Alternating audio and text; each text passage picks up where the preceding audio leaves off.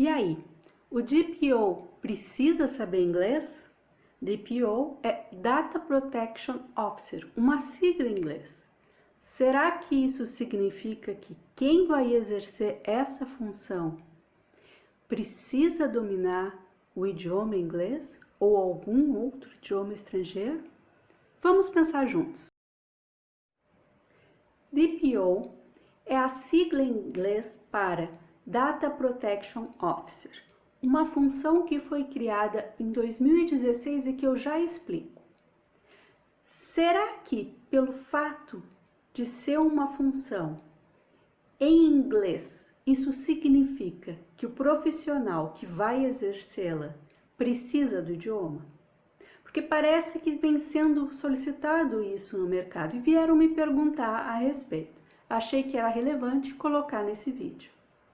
O que geralmente faz com que uma empresa solicite um segundo idioma além do português é porque ou esse idioma é utilizado no dia a dia da empresa, por exemplo, a matriz dela ou filiais dela estão em um outro país que fala este idioma, ou os documentos utilizados na função vêm escritos em um outro idioma. Ao que tudo indica, estava sendo solicitado o idioma apenas para o cargo ou em função do cargo. E a pessoa estava bem chateada porque não tinha. O que eu posso dizer em relação a isso? Vamos pensar juntos. Qual foi a origem desta função? Uma legislação europeia de 2016. A legislação em si, ela é aplicada para os países da União Europeia. E como objeto desta legislação é a proteção de dados pessoais, não tem como você garantir que os dados pessoais estão protegidos se há necessidade de passar para outras empresas e essas outras empresas não tomam os mesmos cuidados. Por causa disso, quem aqui no Brasil comercializa ou utiliza dados, transfere dados para empresas europeias ou recebe dados de empresas europeias, acaba tendo que se adequar à legislação de lá. E uma das funções que a legislação exige é o DPO. Mas a legislação europeia, ela é disponibilizada em todos os idiomas daqueles países que fazem parte dela, de todos os países membros. E Portugal é um dos países membros. Espanha é um dos países membros. França, Itália, Alemanha. Não teria necessidade, para ter acesso à legislação, dominar necessariamente o idioma inglês. E por que essa questão da legislação europeia é a mais falada? Porque a legislação brasileira, a LGPD, foi baseada nessa legislação europeia, na GDPR. Agora, outros países também têm legislação de proteção de dados. O Brasil está sendo um dos últimos a ter legislação nesse sentido. Se a empresa comercializa produtos, serviços ou troca dados, por exemplo, com outras empresas ou possui filiais aqui na América do Sul, o espanhol vai ser muito mais relevante do que o inglês. Mas tudo isso é por característica da empresa e não por uma característica da função. Porque se você for olhar a LGPD, Lei Geral de Proteção de Dados Pessoais, que é a legislação brasileira, que essa sim não tem como você não cumprir, aqui no Brasil, qual a função do DPO?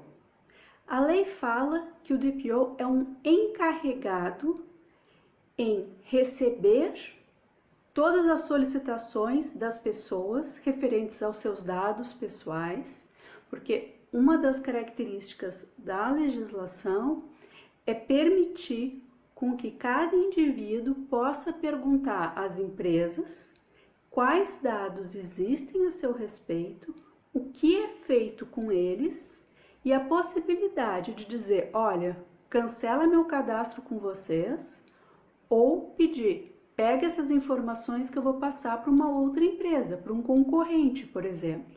Da mesma forma que nós fazemos a portabilidade de uma operadora de telefone para outra, ou de um plano de saúde para outro, num futuro breve, talvez, não sei, vai ser possível fazer uma migração de um serviço para outro, mantendo o histórico comercial.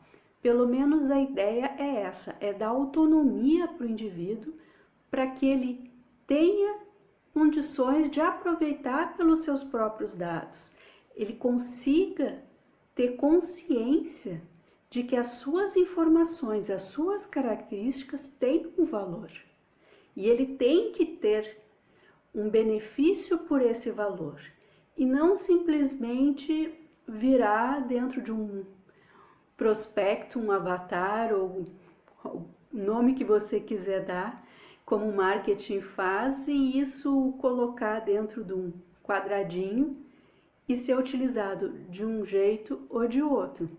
É claro que o marketing é relevante.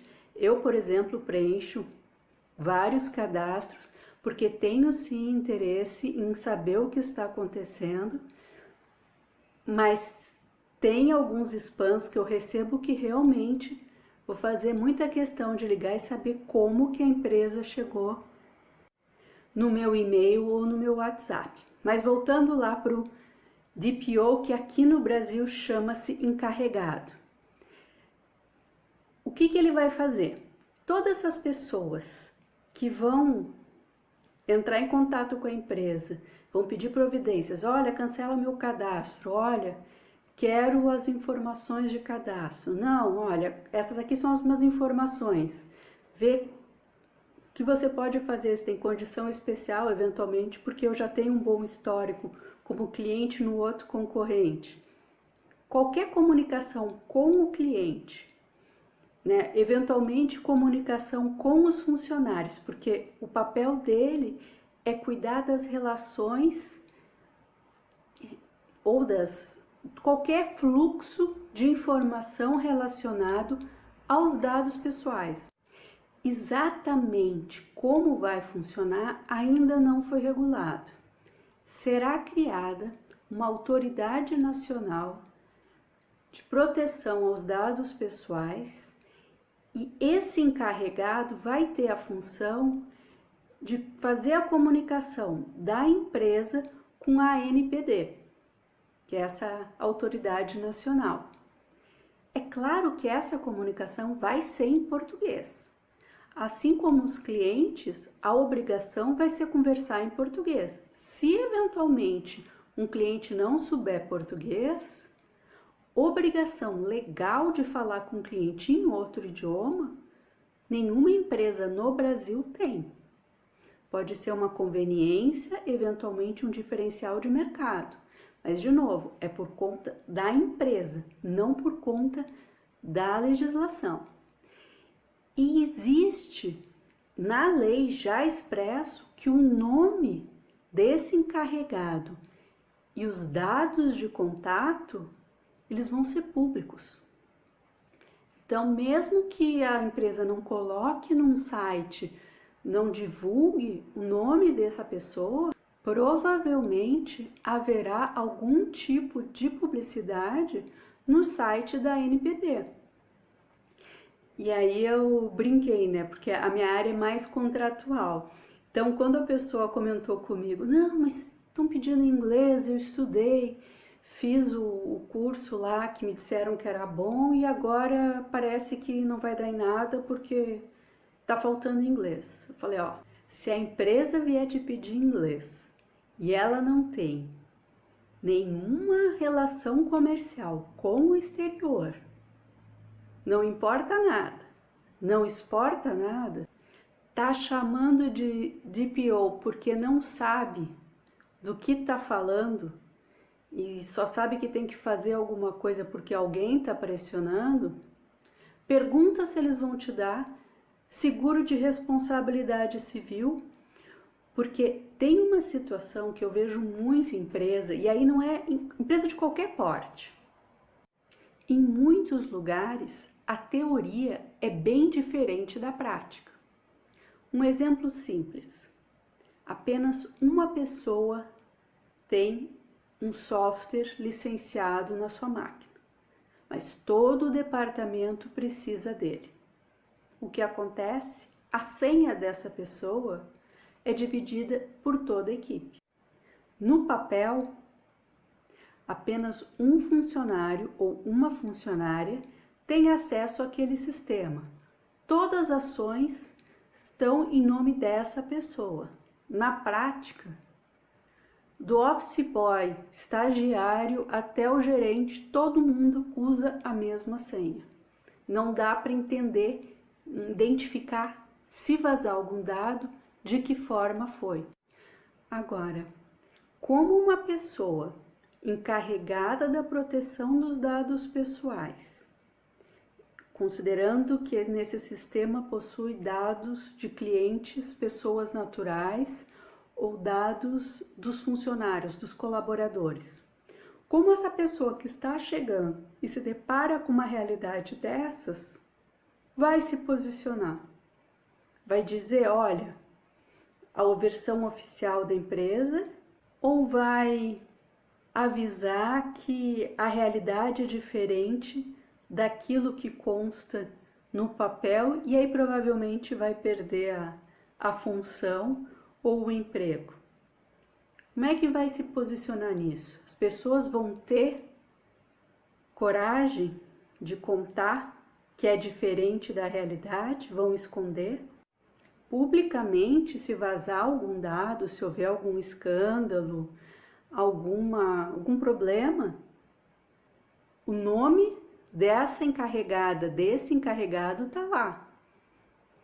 Quem vai responder eventualmente por não ter cuidado dos dados, dependendo de como foi feita a contratação dessa pessoa, que pode ser um funcionário ou pode ser uma empresa prestadora de serviço, isso faz uma grande diferença. Então, a imagem desse profissional, né, porque você se especializa para ser encarregado ou encarregada e vai trabalhar numa empresa que não está nem aí, só te colocou lá para ter uma formalidade, para não perder contrato com o fornecedor ou com o cliente, ou não levar multa, é o teu que está na reta. Então, nada mais justo que você tenha um seguro de responsabilidade civil, porque se em alguns casos houver problema, pelo menos não sai do seu bolso.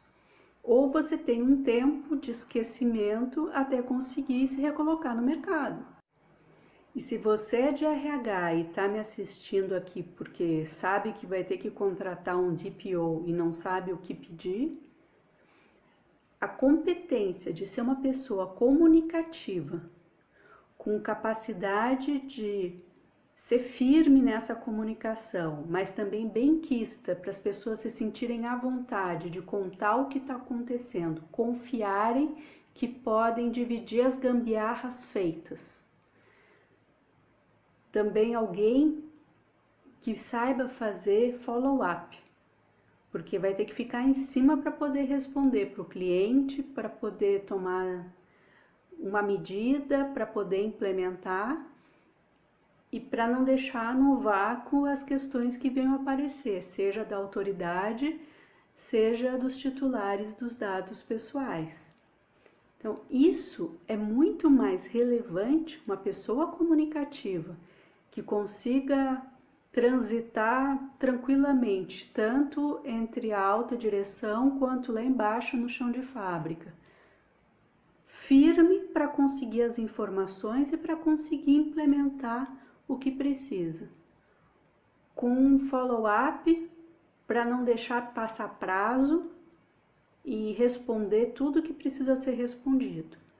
Uma comunicação em português boa, de preferência também escrita, porque não se sabe ainda como vai ser a comunicação com a autoridade de proteção de dados, mas provavelmente vai ter documentação e questões escritas. né? Isso é muito mais importante que inglês. E se te disseram que você precisa contratar alguém, não para se adequar à LGPD, mas para se adequar à GDPR, que é essa legislação europeia ou a legislação de qualquer outro país, verifique em qual idioma é essa legislação, porque a GDPR tem em português de Portugal. Em português de Portugal, por mais que algumas palavras sejam diferentes, se a pessoa não conseguir entender, não é uma boa comunicadora. E se não é uma boa comunicadora, já não passa naquele critério inicial de conseguir conversar e conhecer as gambiarras que são feitas informalmente na empresa.